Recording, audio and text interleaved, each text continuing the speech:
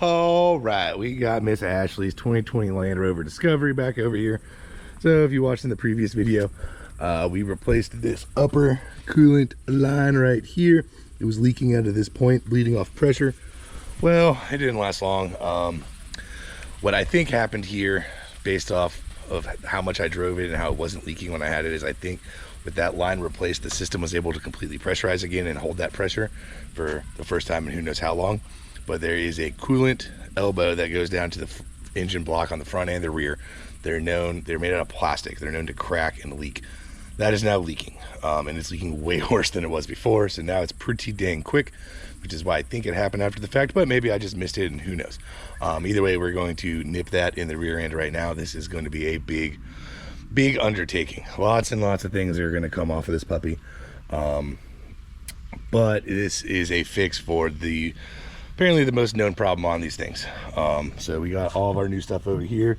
We got crossover pipe, rear crossover pipe. These are all now made out of aluminum, not made out of plastic. Thermostat housing made out of aluminum, not plastic. This little like feeder pipe made out of aluminum, not plastic. And a new water pump, since we're gonna be in there. Might as well put that on. So I think what I'm gonna do here is I'm gonna take off the easy bits at first real quick and start the coolant draining. If you are following this video and trying to tackle this, I think you should be able to remove an engine cover and drain the coolant. Otherwise, I would be taking it somewhere, because we're gonna get deep. We are gonna get deep. We're also gonna knock out the spark plugs while we're in there, and I'm gonna change both of their serpentine belts, the Supercharger belt and the primary belt. So I'm gonna go ahead and just get underway, and then I'll pick up whenever I get all the easy bits out off of the top. All right, here we are. We're picking back up with this video. Still haven't quite decided how I'm gonna film this. I don't think I'm gonna go step by step, because if you're tackling this, you should probably just need some pointers along the way. Otherwise, don't do it. Take it somewhere where they know what they're doing. All right, so we got a bunch of hoses. The like Supercharger coolant hoses are off. Obviously the intake's off. Lots of things are off here, but I'm still just kind of working my way through it. When you get this little hose off here, when you get this hose off here, we'll get this upper piece, which that's going to be the first piece to come off that we have an aluminum replacement for. There are still tons of plastic bits and like adapters, and all these hoses are like these short little tiny hoses that go to plastic joints. It's freaking ridiculous, man. You can't build a car out of plastic, guys, and they're learning the results of it here. But you can see, look down in here, there's a bunch of coolant residue here. You can see it down in there as well where it was leaking. So I'm just gonna keep trekking through. I'll pick up whenever I find some more things. You also see I got a bunch of the cowl off. We got to get those strut support bars off and pull out the rest of this bit of cowl, because we need to get behind this engine here. Then we're gonna have to pull the Supercharger off, and then we can get to more things. More things. You can see I got the spark plugs exposed over here. I haven't even got that foam bit off yet. So many little pieces. My table's filling up quickly, and you know things are getting serious if I got the plastic table out. All right, so I'm still pushing through, pulling things off here. I got this upper hose up. I think we left off there. So I pulled a couple more lines loose, and I'm like, all right, time to get these strut braces off and out of the way so we can pull this cowl stuff off, so we can get to the back side of the Supercharger, so we can get this stupid Supercharger off. And sometimes when you get these used vehicles, even if they're as new as 2020, you find some surprises that folks leave you. Look at this. This thing just freaking spins. Somebody stripped this out whenever they pulled these before. Look, I can just turn it with my finger, but it doesn't come out. So I've loosened the floor back there. Take those out the rest of the way with my power ratchet, and then figure out what the hell to do with this stripped out one. Well, this is a first. Look at this crazy clip. So it like squeezes, and the leg of it, I don't know if it's in focus there or not, comes down and clicks over this little end tab here. That's what they use on the bottom of the throttle body to hold the hose on, but it actually looks like it's removable and reusable. So we'll see when it comes time for reassembly if that's a one-time use clip or not, but I think it's fine. So we got the throttle body off to the Supercharger here. We've made a bit more headway, but yeah, now I'm gonna go ahead and pull the fuel line off, swing my stupid bar. I think I can't get that damn thing off, dude. That might end up being a problem, but We'll cross that bridge when we get there. I'm just gonna pull everything I need off the top of the Supercharger. Then I gotta pull the fan clutch down here, get all the belts off. And then we'll pull the entire Supercharger out.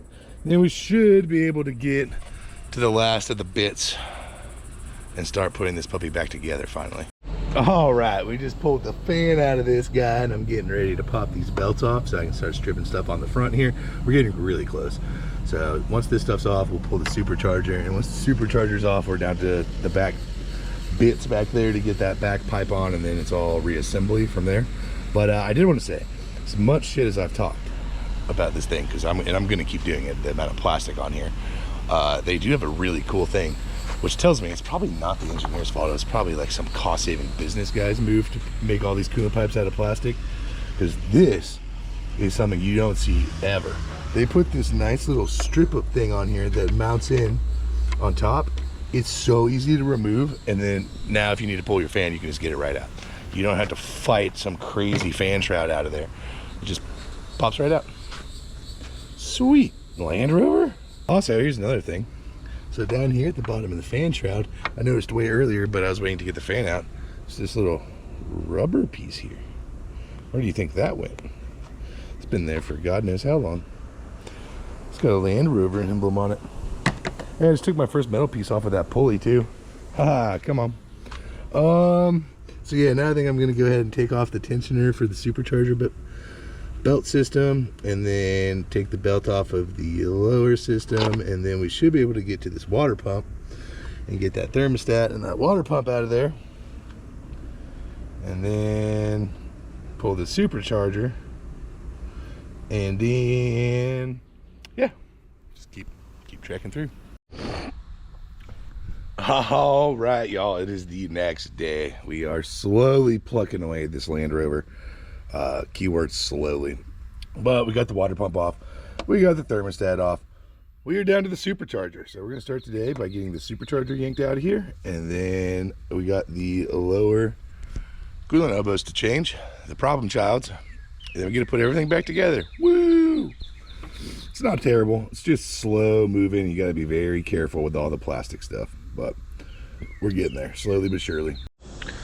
All right, here we are. We got the Supercharger cover and coolers off, which I will say, if you look in here, there's a lot of oil going into this intake system. This thing could probably stand to use a catch can like most modern stuff with forced induction. But I was going to show you that I pulled the 10 mils out.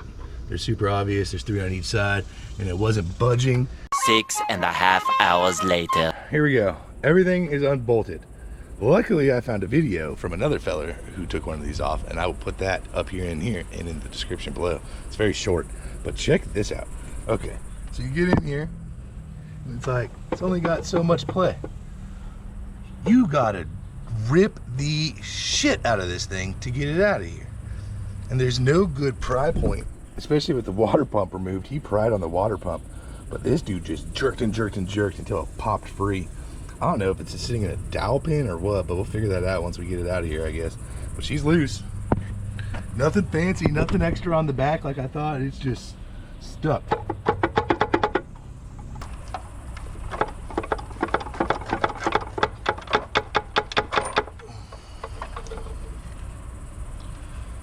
Oh! What have I got myself into, dude?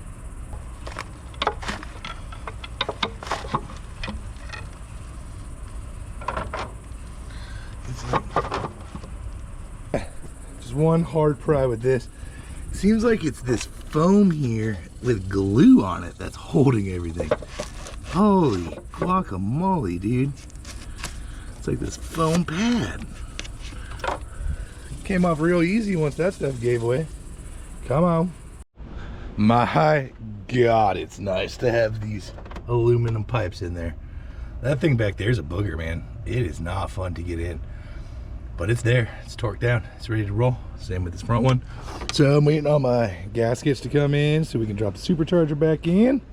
In the meantime, I'm going to go ahead and knock out these spark plugs real quick, and then by that time we should be able to start reassembling all of this. Look how much plastic that is. It's also real dirty out here, so I apologize, but God, that's a massive pile of plastic bits. Oh, here she is. She is back together, boys. This thing about killed me, man. I was up till 3:30 last night finishing it out. So many intricate little plastic bits, but she is running. It's time to go take it for a test drive. We ended up with one extra bolt, and we know where it goes. It's the stripped out S1 on the strut tower support, so we're gonna have to tap that out and get that in. But otherwise, she's freaking good. I just put the skid plate back on. I dropped some stuff and had it crawl underneath it and dropped the skid plate. And that was terrible. That was on me though. But yeah, it's a task if you're gonna try and do it, but it is doable.